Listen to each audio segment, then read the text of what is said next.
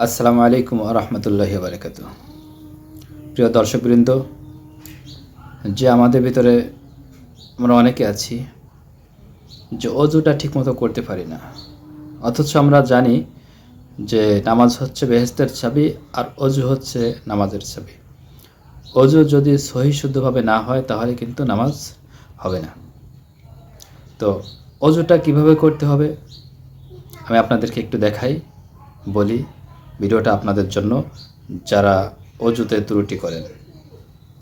সর্বপ্রথম বিসমিল্লাহ বলে হাত দুইটা ধুবেন। প্রথমে ডান হাতের কবজি পর্যন্ত 3 বার, দ্বিতীয়বার বাম হাতের কবজি পর্যন্ত ধুবেন 3 বার। এরপরে কুলি করবেন। প্রথম কুলি শেষ করে তারপরে আপনি মেসক করবেন, হাত দিয়ে হোক মেসক দিয়ে হোক। প্রথমে ডানে তারপরে বামে 3 বার মেসক করে এরপরে দ্বিতীয় কুলি তৃতীয় কুলি করে শেষ করে দেবেন। এরপরে নাকে পানি দিবেন। নাকে পানিটা দিবেন এই নাকের যে নরম জায়গাটা আছে, এই ভিতরের এই নরম জায়গাটা পর্যন্ত পানি পৌঁছে দিতে হবে। প্রয়োজনে নাকটা একটু ঝাড়া দিয়ে পরিষ্কার করে নেবেন। তারপর নাক ধোয়া শেষ, আপনি মুখ ধুবেন। অনেকে আছে যে মুখটা কোনো মতে একটু ধুয়ে চলে আসে, এই পর্যন্ত ধোয়, দাড়ির আগ পর্যন্ত ধোয়, পরে আর ধোয় না।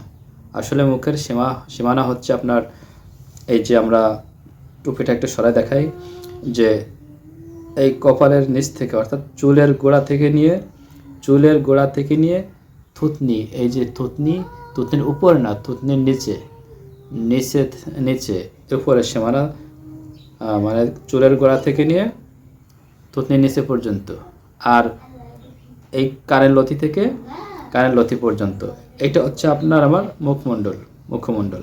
তো এইটা পরিপূর্ণ না ধুলে অজুটা হবে না।